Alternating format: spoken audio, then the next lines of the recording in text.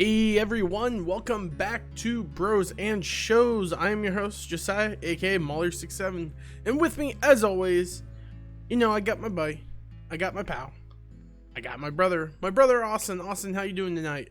I'm doing pretty good. How about everyone out in the Twitch world and you? Hey, I'm doing pretty okay. I got hit with the sudden levels of the sleepies currently going on in my brain. I'll survive though, because we got a show to do, and we need to talk about Disenchantment today. But last season so far. yeah, the last season so far. Did they say when the next season's coming out? So there's been hints from the writers on Reddit that they are going to be doing, like they're actually busy on Futurama, and there's a lot of conflict with the Futurama revival and the Disenchantment. So they have to kind of like work that in. And then there was some conflict with like Eric Andre's like schedule too. So they were like, hey, we kind of want them back. So they kind of hold off for a year, because usually it comes out every year. And like this one came out last February. So, this February happened and we didn't get another season. So they said that they're going to hold off probably. But they haven't like confirmed that they're doing it. They just said that like they're hinting at it. Yeah. Hopefully it still goes on, because I really enjoy the show. But I can totally understand, because it is on Netflix. But Matt Groening also has like a kind of, I'm trying to think what that's, he has like a reputation of having shows canceled and then being revived. So, we'll have to see, I think he has a reputation of one show being canceled and being revived. Well, his, what's that other show? It's not really good. Oh, shoot. There's another show, but it was only revived one season after that. And it wasn't a great show. I forget what it was. I'll have to look it up. But yeah, it's just, the thing is, it's like Netflix is a little harder to do like series with, like how I've heard about how the algorithm works, like their algorithm of like how viewership works and how their computer does all that stuff. Well, the issue with Netflix is the fact that they release everything in chunks, so they don't know the actual people's retention time for it. And the two biggest algorithm things that they check for are completions and new account completions. That specifically is the two biggest thing on renewal thing. So it's, if an account gets completely finished, all have gone. Sound the horns. But if like a new series draws in people, like if someone makes an account just for a series, that looks good on the show. If if a show is completed, if a show is completed within the first week that it comes out, that also looks really so that's basically like all the setup as it is. Other than that, like that's kind of, those are the two biggest factors in the setups for if a Netflix show gets it. When a show like Disenchantment kind of happens, it's a slow burn show, like not in the form of like, oh, not a lot happens. That's not what I mean by that.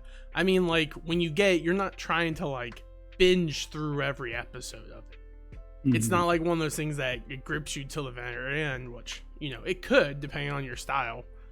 But it's a very much, you're going to enjoy the pace, and that's when shows have issues, like the whole thing behind Sandman, why it was so like unsure, was because people weren't like binging it all in 1 week. They were watching it through a series of weeks. And so the algorithm didn't know, like, is this good? Is this bad? Is this in between? And so that's where a lot of that. But who knows, man? Who knows? I think it will be renewed. If it's already on 4 seasons and it has like a story being told, if anything, Netflix will just be like, all right, we're not looking to renew it past the 5th season. So can you finish it in the 5th season? Yeah. Or, we can sell it, type deal thing, if you really want to continue and we don't want to get. I think those are the most likeliest options. Mm-hmm. Yeah. Yeah. Austin, we kind of skipped over it because I started just talking about the show. What'd you do this weekend, man? Did you do anything fun? Well, more. So this weekend actually, so like, since my daughter is going to be born in August, I Mm-hmm. kind of like have to start doing things differently. So I love doing like board games and Magic the Gathering. So I decided to, instead of every Tuesday I go and play cards, It's every starting day. after. Oh, what? Yeah, what? I wish. Sorry. But no. Um, I like playing those games, so I had to like come to a conclusion that like I can't go every Tuesday because Tuesday's like kind of a hard day, but I can plan for a weekend where my wife can go stay at her mom and dad's with Chloe, and so we decided that once a month I could do a game night at my house. So I got to do a game night this weekend. It was a lot of fun. We played Baldur's Gate Betrayal. Oh I yeah, think that that's game. what it's called. Yep. Baldur's. It's not it's called like Minotaur or something like that, but it's like Yeah. or maybe it's not Minotaur. It's just Boulder very Gate. It's yeah, Betrayal it's on Boulder House on the Gate. Hill, but Boulder Gate. Yeah, we ended up like getting no trader. It was a troll, and we all had to like get Alchemist Fire to destroy Did it. you have to kick him off of Twitter? Yeah, we had to completely. It was a lot of fun. We played that. We played a couple games of Magic, and then we played Forbidden Bridge is like one of my favorite small games that I've been playing lately. It's one of the games from the 90s that I love that I never got to own until now. So I've been playing that a lot with my friends, and they enjoy it too. It's just a small little board game that only takes about like 20 minutes. And then really, that's all I did this weekend. I just been busy and stuff, because like usually on Thursday nights I do overnights at my work, and I do it like an hour away. That is going away after this week, because they found a spot where I can do an overnight that's just down the road from me. Ooh, that's so nice. Yeah, so it's a lot easier, and it puts me more at ease because I'm not driving 45 minutes to an hour to get to work. Instead, I'm just driving like 3 seconds down the road, and then I can be close to my wife if anything happens. So, but yeah. Don't So mind me, I'm just disrobing. Whoa, how was your weekend? My weekend was fine. We did VTM, which is funny you mentioned board games. We didn't have it at the normal place we had it at the place at the society. Instead, we had it at a player's house because the historical site was booked. So we went over to one of the person's name's Trent's house, and him and his wife hosted us. Much bigger of a house. A lot more people came, and a lot more people were able to do stuff. And after the game, we ended up playing board games as well. We ended up playing board games after, so we got done around 12:30. And Trent, in his room, has this big table. Well, in one of his rooms has this big table, and the whole wall is a giant bookshelf that is just littered with games. And we ended up just sitting there talking about board games for a while, and we ended up playing this game. It's like Maki something or Red Hot. Basically what it is, it's like a building dice game where you have your buildings, and every turn you roll a dice, and what you roll on you get. And there's 3 different types of buildings. There's blue cards, which activate on everyone's turn. So if I roll a 1 or something like that and you have a blue 1, you get money. You have red, that's like, that is a negative effect for other people. So if like I roll 1 and you have a 1 red, it will say like I have to pay you a gold. And then it has green cards, which only activate on your turn, and they normally pay you more money. And the whole thing is that you have these I think they're like attractions or monuments, I think is what they're called, and you win the game by buying all your monuments. The game gets very hectic, very crazy, but it's still very simplistic. It's just you roll. Do you have any of the cards with the numbers on? Does anyone else have cards with their do what needs to be done? And what ended up happening, we started at 12:30, and Trent and his wife were like, we've never seen this game turn this way. Basically what happened, it became a bout of attrition for everyone, because 3 of us all had red cards stacked up the wazoo. And so the second someone would get a number that was a red card that was good for them, it would activate, and then everyone would just steal each other's money. And there was never any money to buy monuments because no one was able to like gather money because everyone kept taking each other's money. And we basically ended up calling it around 2:00, and we're like, all right, we gotta go. Yeah. But it was a great time. We did that. Funny thing, you mentioned Betrayal. I got to try out / play the Scooby-Doo Betrayal game. Oh, that's pretty cool. Betrayal on like Betrayal at Mansion, something like that. It's very much a kid-friendly Betrayal because your characters don't die. One of you become the bad guy, because what basically happens is when the hunt gets revealed, one of the players gets KO'd. Or get like it's like the Scooby-Doo scene where like Velma touches a bookshelf and it switches and the monster's there. Yeah. It's like that. You're still technically Velma, but you're not playing as Velma anymore, and your character gets removed from the board. And then upon them beating the monster, you come back and you get to share in the victory because you weren't evil to begin with. That's fun. I got screwed over because we got a mission where I was playing like a Redbeard pirate dude, and I have to stop them from an objective. Normally it's the monster has an objective. In this game, it's the players have an objective. And what they had to do is they had to get the treasure from my boat into the car to keep me from winning. All I had to do was just, waste turns. No one explored the outside. So the boat, it's like, if the boat isn't played, reveal the boat and place it place it farthest away from the car. It was 2 spaces away. Oh. They literally made a change, just went finished me in 3 turns, and I was like, I got there's nothing I can do. And Trent laughed because he's like, yeah, you just got RNG'd out, dude. I've never seen a game go like that. That was terrible. So yeah, that was my example of it. But it was very simple, very fun. I definitely, if I'm thinking that for Christmas this year, for Ruger Whalen and Greta, I think I may buy them the game because that is a great game for them to have. It's Scooby-Doo. So their mom and dad could probably play it too. It's not that hard. Kids can easily understand it, and parents can easily understand it. It's very simple. So even if they don't play it or whatever, I don't think that's going to be a bad gift for them. Yeah. And then if they ever want to play with y'all, play with it. Yeah. But anyways, Austin, enough about Betrayal on House of the Hill, Betrayal on Scooby-Doo. As a parent, I don't understand. As a parent, I'm scared. I'm terrified. I'm terrified of this technology. But, Austin, outside of the Betrayal there, let's talk about another Betrayal in the form of Disenchantment Season 4. Yeah. Austin, how many times have you watched this season at this point? This is actually my most watched season. Really? Okay. Yeah, I've watched this season probably about, I'd have to say 5 times.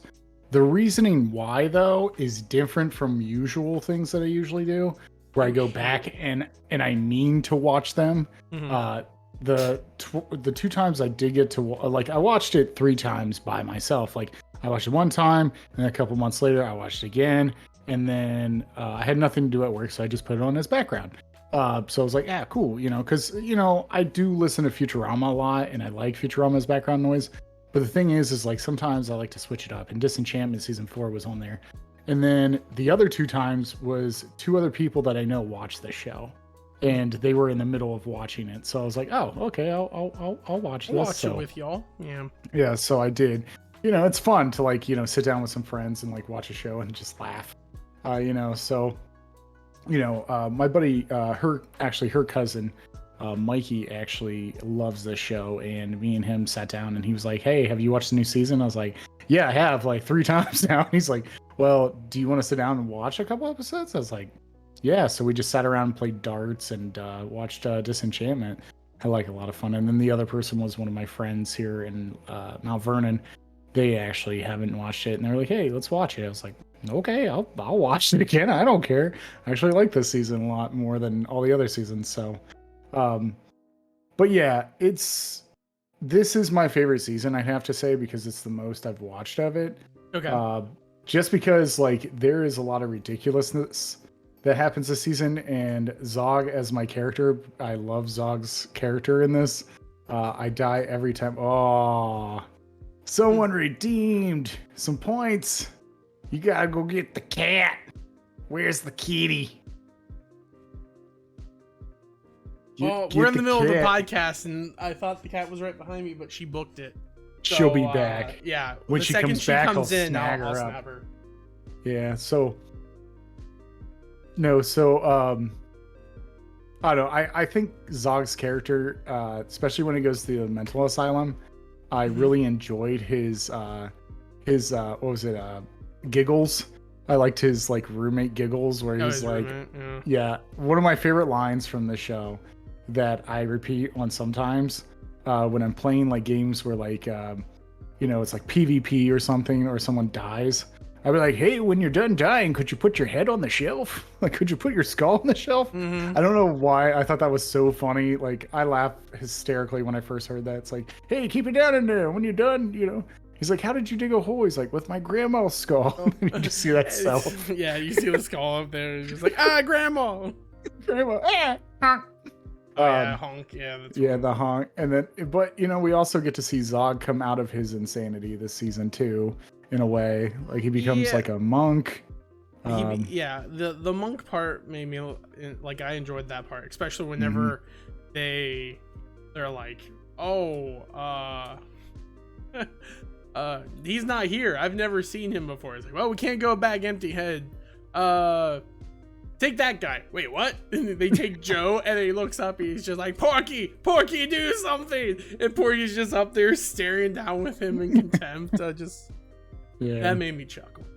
I just feel like there was a lot more character development this season than most of the other seasons that we've seen with certain characters. Like, I think Zog had a big character arc. We got to finally get some answers to some things, like Elfo's parents, which you were spot on. You were right on. You said, you were like, it's probably gonna be some stupid, like an ogre or something. Oh, yeah, well, it's because of how it had set up, right? Yeah, they foreshadowed the crap out of it. Yeah, they foreshadowed the crap out of it. They almost threw it through the wrenches when they introduced Trogs, because I was like, well, Elfo shares a lot of resemblance with Trogs, like to the point where I could see him being a half elf, half Trog. Yeah, but to me, I'm like, it seems dumb to give the whole illusion like, Elfo, your mom is blah, without ever being introduced to the concept of what they are, because we never see Trog until the end of last season, I think it was, because she gets rescued by Trog. Or was it this season? Geesh, all the seasons have been blended together. Like, I know each season's like, I know when it is a climactic end, like what happens, but I forget which season it is that the endings happen. I will say there was a point in this season I thought it was at the end, and they're like, no, we're gonna keep going. Oh, yeah, okay. I thought whenever Bean got placed in the mirror realm, that's where they were going to end the season. And then, oh no, I still got 2 whole episodes. Dang. That and the whole tragic, like one of the episodes this season that like was very sad to me was the episode where Zog goes back to his lover that's a bear. Oh yeah, Ursula. And you come to find out that he has a son, and then she ends up like dying in the fire. Which is voiced by the daughter of the son, the clone of Farnsworth from Futurama. Yeah, so what's really funny now, since you know this, that's his son, if you go back and watch any of the seasons, you'll see that his son pop up in random places when they go through forests. Oh, and really? he'll just like pop in and be like, hey, like you won't notice it, but then like when you start rewatching it, you're like, wait a minute, that's his son. Like they just threw him in there at random points, and they're like, what is this bear? The episode where Matt, what was it? Where they go get like they try to go get the they try to go get like the coin and the weaponry in the army from like the pig, Matt Berry's character. Matt Berry's, when they go through the woods the first time, the bear pops out Like he just pops out of the bushes and then pops his head back in. Mm-hmm. Like that was last season. So yeah, like throughout the seasons they like put him in just like in the background and shove him in. A little like kind of like how we're like in Futurama where if you watch all of Futurama and then you get to the point where like Nibbler is the one that put Fry in the freeze thing. Oh yeah, and then if you go back to the see... first episode, you can see it like a shadow of Mm-hmm. Nibbler. So like it's Matt Groening knows what he's doing with stuff like that. Yeah. And then there Well, was it's because he predicts the future and he's actually a time traveler. whoa, yeah, It's the truth, Simpsons because did like again. all the Simpsons, Futurama, and like you Mhm. can't plan that whenever you make a pilot. So regardless of what people want to say, like he's a time traveler and he's the only essence of a time traveler we have on Earth. So no, I did find fun. I mean, it is nice to know that Ursa isn't dead though. Yeah. Because we do see her at the end. She's one of the captives that the one dude has. Yep. So there's still chances of happiness. I also think they did that as a failsafe. Yeah. And the failsafe being if they got a lot of negative views of the bear child. If people didn't really like the bear child, then they're like, okay, we have it out that he can go back to his mom. Yeah. It'll be all right. If they do like the bear child, he can stay, and the mom can just be a recurring character that can type deal thing. Yeah. It's very simple. Very basically what they did with Una. Yeah. And Una can basically everyone just for some reason wants to be separated from Zod but have children with him. That's what it seems like is the story of this show, because every single one of Zod's child is with a different woman who does not want to be with him but who's alive in a way and comes back continuously. So I mean, hey man, if you're able to do it, if you can function like that, whatever. What can I say? Proud to y'all. Well, that we also there was a little Futurama Easter egg. Yeah. In one of the episodes this season. I don't know if you caught it. The comic book. Oh no, I forgot about that one too. Yeah. No, there was another one. Actually, Baby Zoidberg shows up. Oh, okay. So the episode where like Bean goes underneath the castle and finds like those weird elves that are like got treasure and stuff. The ocean When crawlers. she's swimming down, if you look at the boat, Baby Zoidberg pops his head out and looks out through the window and then comes back down. Okay. It's like a quick one. He likes to put those little hidden Easter eggs on there. Yeah, during the episode where Lucy finds the nerd library essentially, and he looks out the comic book. One of the comic books, Futurama, has Leela flying. So that, and I wanted to ask you, what were you excited when Jerry came back? I was happy that he came back. Yeah. I felt like he got the short end of the stick, and so whenever he got to come back and play honestly a continuous role in the show, I was happy because I was like, yay, I like this. He's guy. a good character. Yeah, like I like him as a character. I like him. He feels good to me. I think that's great.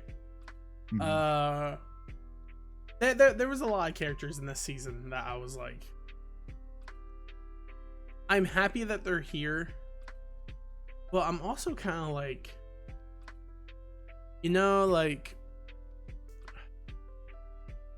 how do I say it? They're at the point now in the story that I could see it going maybe one, maybe two more seasons of the story, unless they expand it more. But I'm watching it. I'm like, it feels like it's getting close to the end of the story, or at least of the arcs that they have shown. Yeah. Right? Like the whole Dagmar arc seems like it's coming to an end within the next season or two. Yeah, 'cause she's now she's the matron of she's the hell. queen of hell.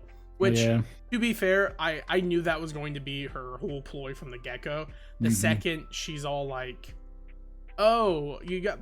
When Lucy started talking to her in hell, I thought it was her mom possessing Lucy's body to, like, lie to her and say, like, oh, yeah, you should totally out-devil the devil. Like, I feel like that would be the number one thing that all demons would know, don't do. You can't out-devil the devil. You know? And then whenever she's all like, oh, all you need now is a blood contract, and she takes the dagger, she's like, she can't be trusted. my brain's like, this is obviously going to be a situation where she's going to break free or she's going to swap it out. And that's what she did. She swapped it out. Which I figure what they're going to point out in 5th season, which I was waiting for them to do in this season, is the contract is null void. Yeah. Because she is not the Queen of Dreamland. Yeah. The contract was specifically to the Queen of Dreamland. Mm-hmm. Just because your daughter forces you to sign with blood does not mean you become the Queen of Dreamland. Dreamland. Yeah. And so I'm like, there's going to be something where obviously her mom wants the power. She always wanted the power. And now that she has the Dream One's head, she can affix the crown to her and get whatever she wants, like whatever power that is, or whatever magic she has. I think it's still going to like blow up in her face because she's not really the Queen of Hell, because she's not really the like Queen of Dreamland. I think that's going to be a thing. I think that I don't know. I think the reason like my theory ever since I watched this for this season was I really think that crown could reverse the curse that's on Dreamland. That's why she's doing it a certain way where she looks like she's the bad guy, but actually in reality she's not. She's just trying to help Dreamland. That's what I feel, maybe. Like she's because they talk about the family curse like multiple times. Yeah. And and then you come to find out that like all of them are like dying of like these weird things, but then people aren't dying. And there's like some type of weird thing with Dreamland. So I was thinking like maybe she's going to be able to break the curse, or Bean will. Because we also see like Bean, she's shooting lightning bolts out of her hands and stuff like that. So she has magic. Yeah. So like, so here's my thoughts, right? I think Bean's going to break the curse, but I think the curse was actually placed upon Dreamland by the mermaids. Now here's my theory of what I think went down, right? Is that the elves originally owned Dreamland, and originally the original Dreamlanders lived there. It would make sense for the Dreamlanders or Zog to try and go and take over the kingdom, essentially. And upon them doing so, they betrayed the mermaid person that we found down in the water and kill the elves, like kick them out of their kingdom, essentially. And I think it was the mermaid girl who placed the curse, or the elves kind of did, and it can only be lifted once a like I don't know how to put this, but basically like a bonding between mermaid and Dreamlander Zod's lineage works. Because the whole concept of her loving this mermaid person who just keeps going away and is always there to save her, very innocuous. And why would they choose one of the people inside the elf like village to be a mermaid who got killed alongside the elves? Yeah. And I'm like, that seems too much on point. That I'm like, I feel like that's going to be the end of it, because like the whole first season was about Bean getting married. Yeah. And then I'm like, it would just come full circle where Bean's able to marry for love, and that love breaks the curse of Dreamland. And I assume the curse of Dreamland is going to be something to the line of like, it's either going to do something with the actual dream setup, which doesn't make much sense. Two, I think a part of Dreamland is this idea of like tragedy, of just like everyone you love will die constantly, or they'll never be able to leave, essentially. Because Zod kind of made a reference to that in this season that I found kind of interesting. Whenever he's like, they left and they're never coming back, and he's like, no, they'll come back. They always come back. Like, you can't stay away from here. You have to come back. I'm like, maybe that is the curse. Like, once they took over Dreamland, they couldn't leave Dreamland, and they were stuck there permanently. And that would make sense. Like that would make sense for them being like unable to do it. I think that's going to probably play an important role somehow. I still really want to see Mary play a very important role. I'm so happy that she was more prominent in this episode. When she finally gave a name, and like Lucy calls her Mary, and she's like, "You're the first person who ever used my name." He's like, yeah, no problem. He's like, I'm going to tell you a secret. I'm actually not all that bad. She's like, I'm going to tell you a secret. I'm not very good at mopping. Like, oh, like, and then the fact that last season when they had the whole the kingdom getting invaded, and they're like, oh, what is it? Are you? Oh, was that a broom? Like, well, it's an enchanted broom. It's like, are you some form of wizard? Well, now that you mentioned it, and then she runs away, I'm like, I feel like this girl is going to be revealed as the old, like, she's going to be connected with the kingdom of the elves before the elves were a thing. Because that's the ultimate confusion I have with this show right now. Is that elves were like, this used to be our land. Like, this is where we used to roll. But why is there a mermaid, like, queen or like commander there? I don't understand that form. How do the trogs fit in? What about this goo? What's changes or is special about the goo that is important to people? I assume it's some form of drug, like, because they mentioned how they gave it to Bean and Bean's gonna have to come to them for more of it. Yep. And I'm like, okay, there's something there. But I just assume Dreamland wasn't originally the elves' kingdom, but rather like a giant kingdom of multiple beings. And maybe the curse was placed upon it by Mary, and Mary's watching it until the dream can be, until the curse can be dropped, and then she just fixes everything. She's always with a broom. You know who also always has a broom? A witch. It's a witch. It's a witch. She weighs more than a duck. They'll scratch you, and you'll turn into thralls as well. Yeah, there's a lot of interesting theories that I've read out there about like stuff. That there was one theory that I read about Cisterio being actually an imposter. Who's Cisterio? I can't remember. He's Billy West, the one with the hat. Oh, the mage. He's like, I have elf's blood. Yeah, stuff like that. Supposedly he's an imposter, and he's cast the whole kingdom under like some type of trance, but he doesn't know how to reverse it. And the only person that knows anything is Mary. And supposedly Mary is just waiting for the right time to like do something. Like I've seen like that theory before. I've seen the other theory of why Steamland and all the other kingdoms are kind of way different from each other.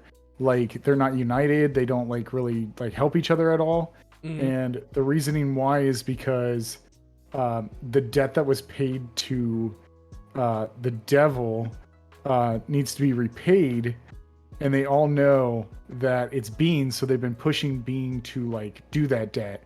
But Bean's actually going to be the one that reverses it because someone said that the painting that Bean is in, like I forget which season that was, like season 2. Well, they showed it multiple times.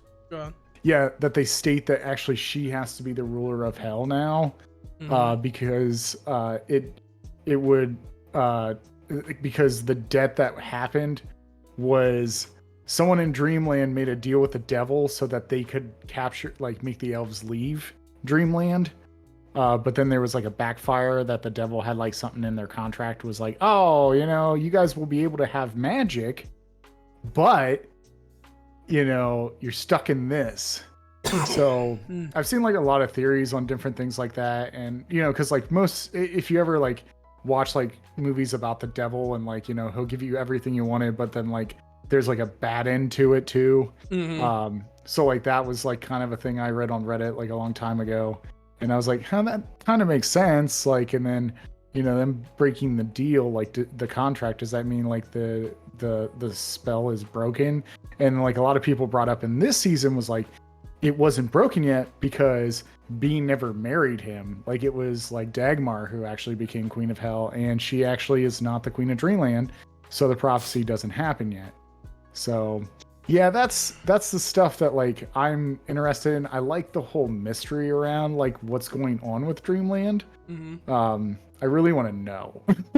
Yeah. But what I like about this season so much is because we got to see, you know, like characters become, I think, you know, like they overcome a lot more stuff, like Bean and her whole like nega self pretty much.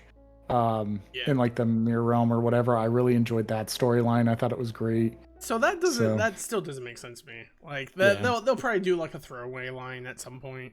But it's like Mhm. Bean's in her dream world. Ooh, wow. Oh, but once Dream Bean takes over her body, Mhm. you can see her through the mirror. Mm. What? It's a dream. Mhm. So, like, obviously they need to explain that more, which I'm sure they will, because, you know, it's Yeah. dreamland. Dreams are more Yeah. powerful there. Like, Yeah. that could make sense. Mhm. I think it's going to be interesting to see what they do with it, just from that point of view. Mhm. I do find it interesting that Bean drank the juice and nothing happened to her, other than nothing. Yeah, no, nothing really happened to her, because they don't even have a concept of what it does. No. The only person who has yet to drink it is Elfo, and we know for a fact that, you know, when Lucy drank it, all he got was wings. Only wings sprouted from him. That's it. Mhm. And Bean drank it, nothing seemed to happen, which means Elfo has to be the one true savior. Mhm. Which also makes sense, because he's not really a half elf. He's not really an elf. So he may not be affected the same way the elves are with the goo. Yeah. And who knows? However, I will say this, if this series ends with Elfo drinking the ooze and becoming like a beautiful human, I'm going to be very upset. Yeah, I will too. Because it's not even the fact that it's like, oh, we did the whole Prince Charming thing and Elfo now can marry her. It's because of the fact that it's like, you did it because you wanted Elfo to. Yeah, you fan serviced like way too hard for that. Well, it's not even fan service. It's like, okay, Mhm. cool, it's Shrek. That's what this was. This was Shrek. Because she literally marries an ogre. So does that mean Lucy is a donkey? Lucy is donkey. He's just the evil No. donkey. That makes sense. Makes total sense. He's donkey. But like, yeah, I don't know. There's a lot of things with this series that, like you said, still has to be explained. Still have to do stuff. Yeah, it's going to be interesting how they explain and do more story. Also, I will say this.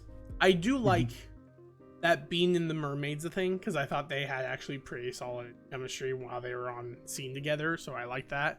And I'm glad that they didn't do the same thing that happens with Zod every season, where he loves a woman, then the woman leaves, and it's just like, all right, Bean basically had that, but she kept, anytime Bean would fall in the water, she was there. Yeah. So I'm like, okay, she wants to be with Bean, but Yeah, there's something holding her back. there's something holding her back. Yeah, that and like one of the most annoying characters showed up again, and I love him, and that is Laughing Horse, which is John DiMaggio's being used a lot, because like he is. you got Laughing Horse, you got Freckles, you got Yeah. King Zod, like he's all over the Yeah. place. They're really using Yeah, what his did you think talent. of Freckles? What did you think of his storyline this season? I mean, we still don't even know what the heck Freckles is. Yeah, right? I don't know. Like, Well, you okay, so here's the thing.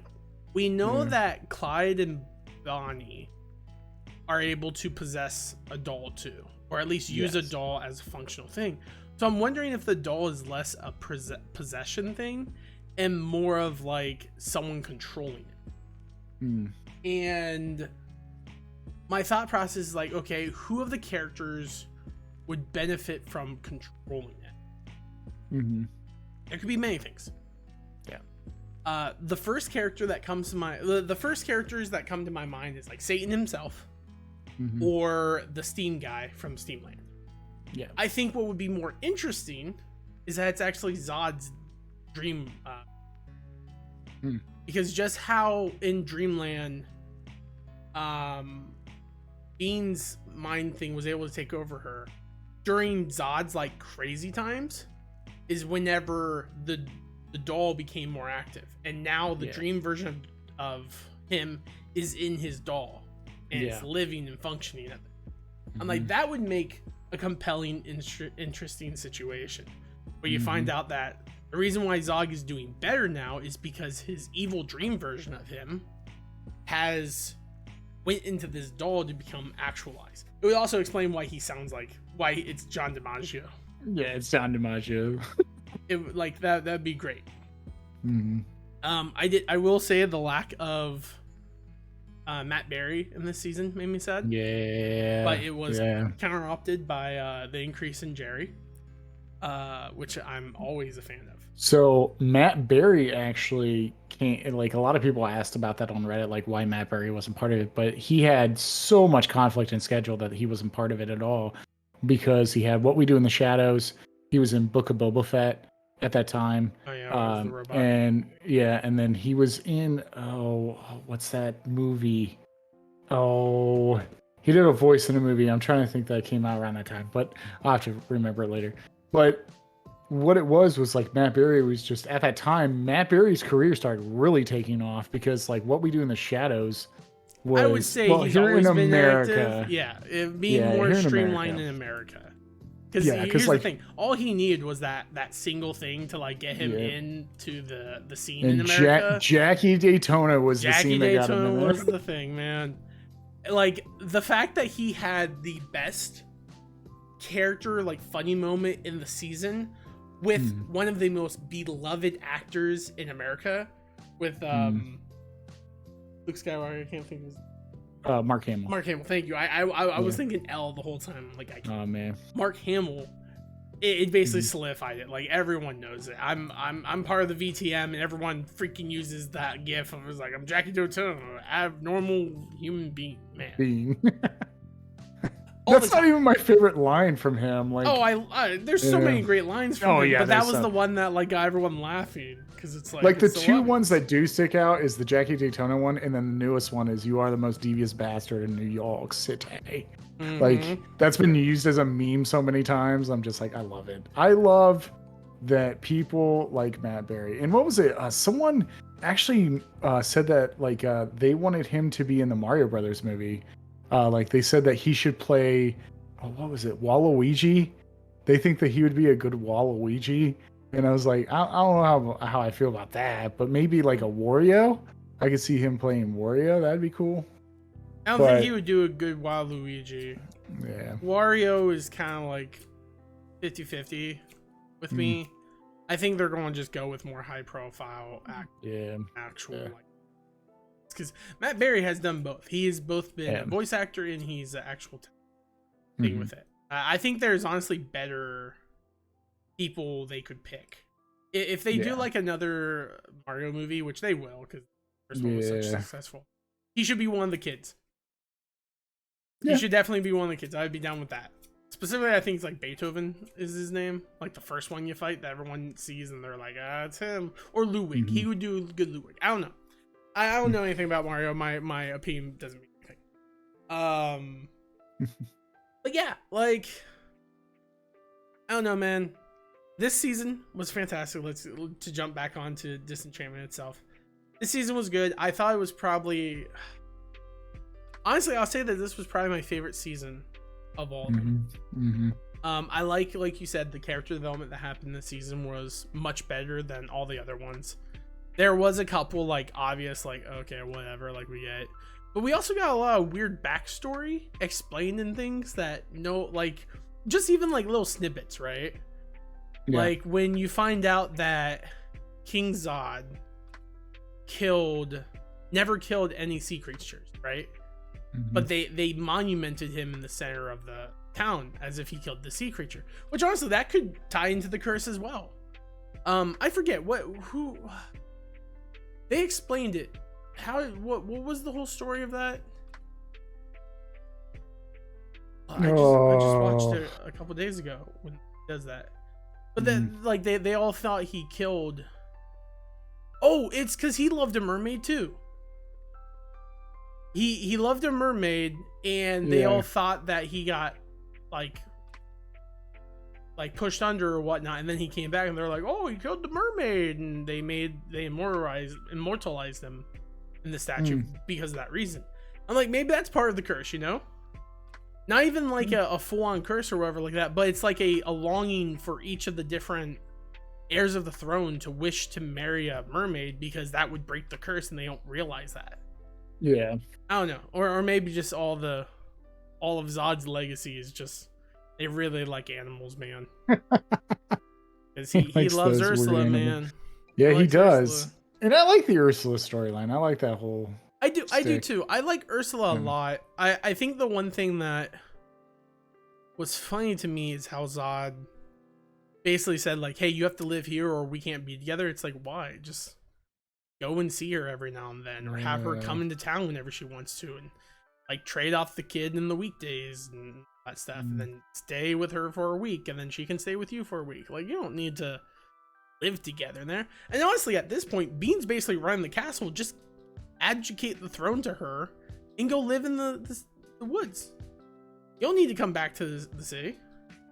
Just live in the woods. It'll be great, man. It'll be good. Well, Like yeah, baseball. you know, yeah, like I always got like after you said that before, I was like, yeah, it kind of is that way. Like if you really love someone and you know that they don't really fit in like at the place that you're at, if you really want like that true love, like you're going to make an exception for certain things. Like you'd be like, well, I have to be the king of this castle, but you know, you can go do your things in the forest and stuff like that. Like, you know, that's why like it's a good story arc of you can't change people for who they are, like to be the person that you want them to be, but who they are as a person. Like you don't change those people, like their personality or the way they dress or the way they look, anything like that. So like, you know, it was a good story arc of just saying, hey, you know, just love me for who I am and embrace me for who I am. And I like that. So I kind of like that storyline.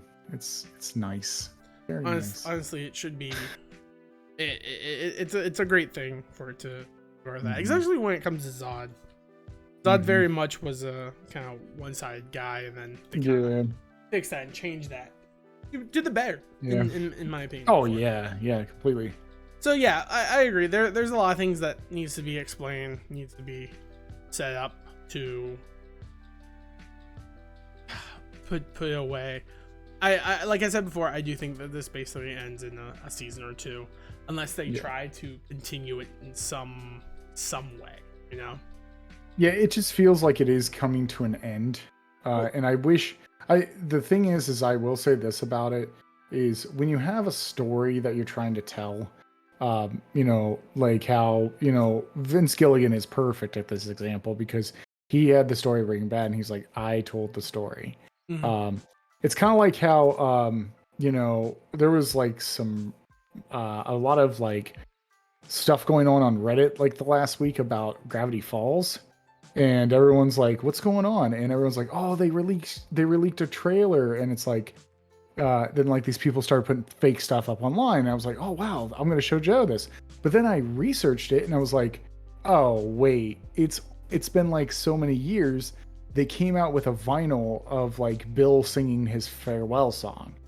And people are like, oh my gosh, it's been 10 years. Like they're going to come back. And yeah, that was a while ago actually. Yeah, because I remember seeing that and people were like, oh, "Are they going to come back?" And it's like, like, but what's weird is like it's been coming up lately because someone made a fake teaser trailer for like a new season of Gravity Falls. But the writer and director, I forget his name. You know his name probably, because he was the same guy that was with Justin Roiland, that used to write with him on Gravity Falls. No, not Dan Harmon. Who's Well, Justin Roiland never wrote for Gravity Falls. Oh no, he never wrote. He was just a friend of That's Hirsch. right.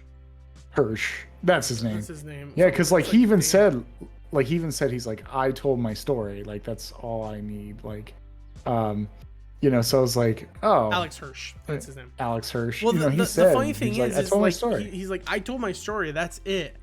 However, like he has gone on the record saying that he could continue it. Yeah. But yeah, he left it wouldn't. It wouldn't be like a story about Maple or Dipper. Like it wouldn't be just built on them. I know for a while people were talking about this idea of like, you know, it should be 10 to 12 years into the future, and Dipper and Maple, not 10 to 20, like maybe like 8 years in the future, whenever they're all teens or whatever, and they come back. Yeah. And maybe like continue the story or like build up that they're there now and they're able to do like intense stuff. They want to reconnect with Uncle Stan because they haven't seen him in so long, you know, stuff like that, and tell a story like that. I'd be all for that. I don't think I would be super thrilled about them making like season 3 of Gravity Falls, season 4. Like I would like it if they did like Gravity Falls Return season 1, and it's them coming back, and it's like 2 more seasons of them coming back to Gravity Falls because Bill Cipher's back, or something weird like that, and they have to deal with some more weird things in order to handle it. I don't know. I don't know. But back to what I was saying is like he knew exactly what he wanted. He had a story to tell, and he knew how it was going to end. And I feel like this is how this should work with Disenchantment. Not every Matt Groening show should go on forever or get revivals or like go to a different channel. This is just a story. Like it's a story. It doesn't have episodic episodes. But I feel like it feels like it's coming to an end, and I would like and appreciate to see an ending for the show. I don't want another show that's just going to run on and like play, you know, that little, hey, we'll give you some answers, but guess what? Now there's a new problem here that you need to figure this out.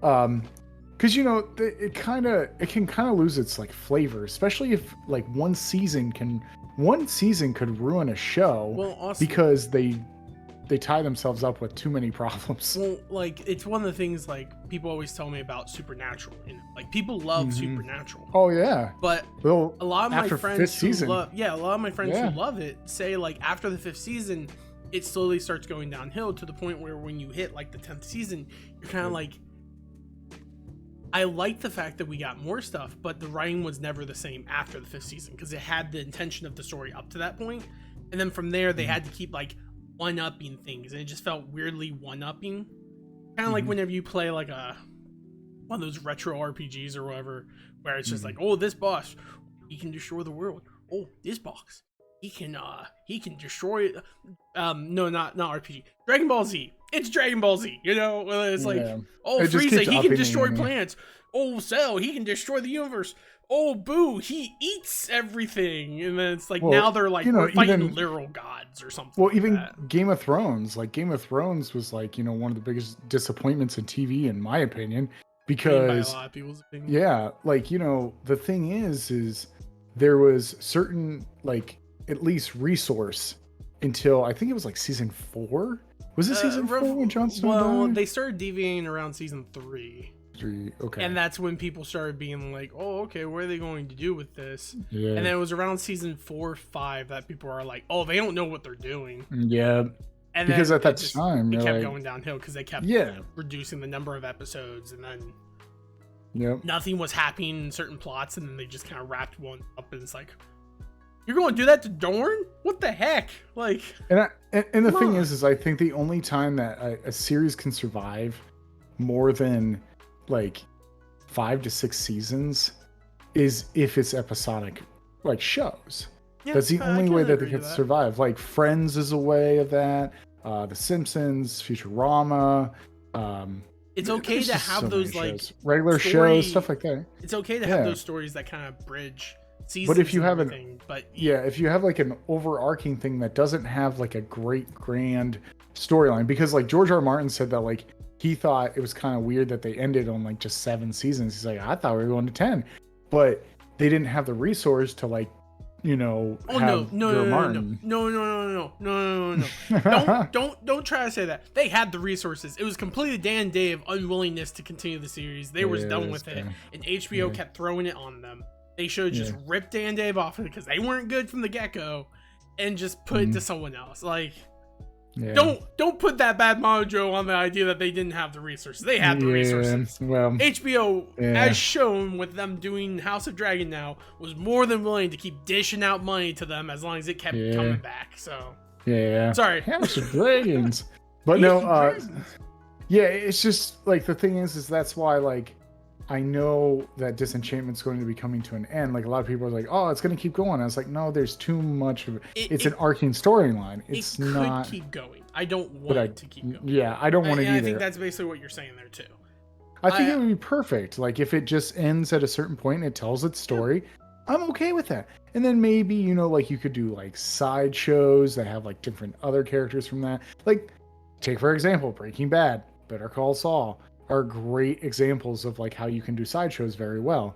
Like Better Call Saul is amazing. I like Better Call Saul better than Breaking Bad. But Here's the thing. mm, My only thing with this is no one on this show can hold itself outside of the original cast. yeah. Like if they do a prequel series to Disenchantment, that's gonna be weird. Like, okay. The whole theme of the story was this idea of breaking the enchantment, of disenchanting Dreamland. They can't do another show called Disenchantment the beginning like that and move from that. They did the thing. They should just when this series ends, and it should end, it should probably end at season 5 or 6, depending on how quickly or how impromptu they want to keep pushing things. I think 6 is a solid ending. I think 5 should like dramatize things and set them on like the path for the ending, or at least reveal who the big bad guy is at the end of season 5. Because I will say, I don't want it to be Dagmar. I don't want Dagmar to be the final boss. I would be cool if it was Satan, because during the scene where she's like, you can't out Satan, and when they say that, Satan looks at himself in the mirror and he's actually a really like fat, like demon looking guy. And I'm like, obviously Satan is out. I want to believe that Dagmar is going to do all this stuff, thinks she's going to be like all powerful and whatnot, and then Satan out Satans her, essentially. And it's just like, you're stupid. I've been using you from the very get-go. Yeah. And the only one who caught on to me was Bean. But it's too late now. Like, I have everything I want. And then he kills Dagmar, and then it's like, oh no, what do we do now that Satan controls Dreamland? He can X, Y, and Z or whatever it is. I think okay. This can get a little joking or a little bit, or maybe a little too far down the road hole. But it would be funny if we find out in season 6 that this whole world, this Disenchantment world, is actually Dreamland, and everything is Dreamland, and essentially they're like, okay, this would be Superman if they did it, and I don't know if I even want to go with this.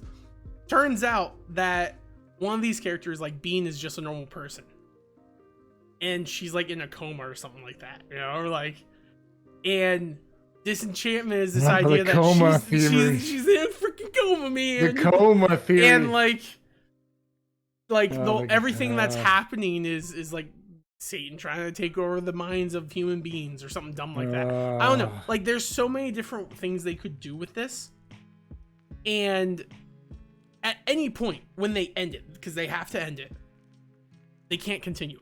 They absolutely cannot continue. Regardless of how much people like it or don't like it, they just can't continue it. Just make a solid ending, make it happy, or don't make it really sad. Who do we know? Don't make Dagmar be the final enemy, because I don't freaking want her to be. She's so pompous every season where she's just like, I'm in control. I just really want her to be in a situation where it's just like, you done gone played yourself, you know? Like, in Game of Thrones, one of the reasons why people really hated the ending of Game of Thrones was because certain characters who were, I'm always in control, didn't really get those moments of like, I'm not in control, oh no, I've been had. Outside of like, they tried to do it with Littlefinger. Not very well done. It was honestly kind of stupid. And they didn't really do it with Cersei at all. Cersei got to die the way she wanted to.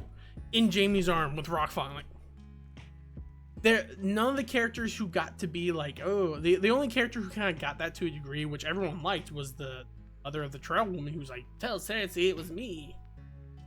And that was it. But she wasn't a bad character. Everyone liked her because she was doing what was good. Yeah. And so it's like, I really want that to happen to Dagmar, where she thinks she's in control. She's all this like, I'm so smart. I used my daughter. I planned everything. Oh no, I was really the idiot. Satan has been using me the whole time, thinking that I had my own plan, and go on from there. So, anyways, awesome. Yeah, that's basically that's just to make that's pretty much it. Short. Like, I liked the series. I thought the series was good. I'll be happy when season 5 comes out, because I would like to see it continue. I wouldn't be mad if they ended season 5, but I don't want them to go past season 6. I think 6 is a solid season.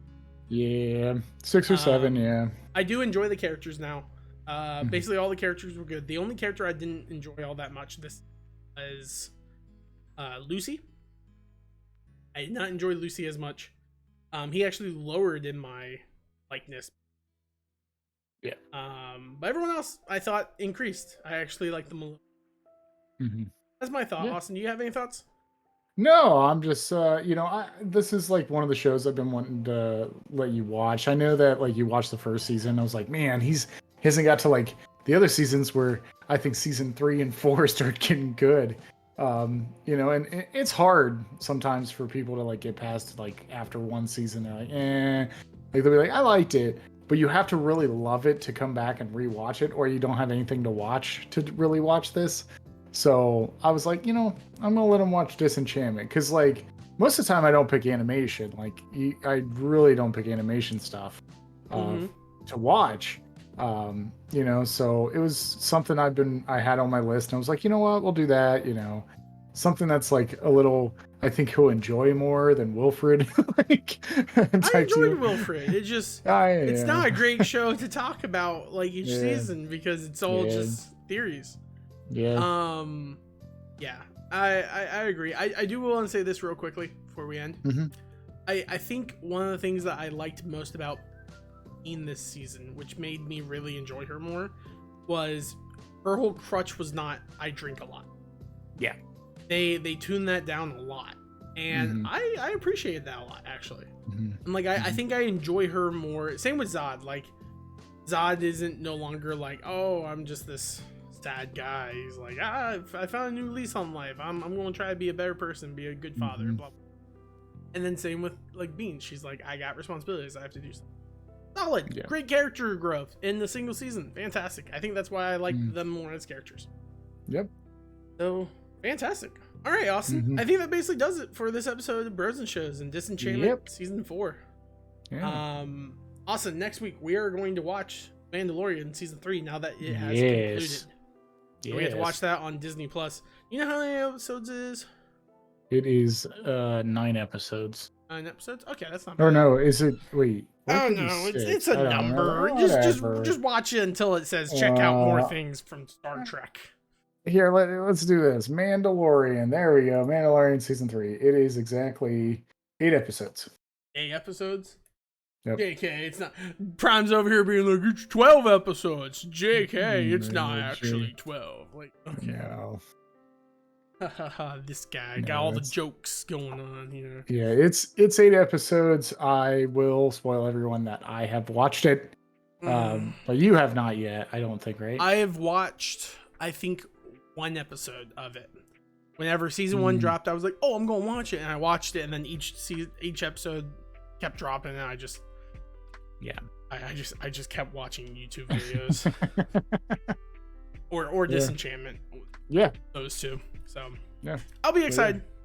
We can watch it again soon. I've heard season some 3 of Mandalorian. Same boat as Joe. Cool, man. But if you watch it and you finish it and you want to join us for next week, you always can. I'm always cool with having you on, Prime. Yeah, you should totally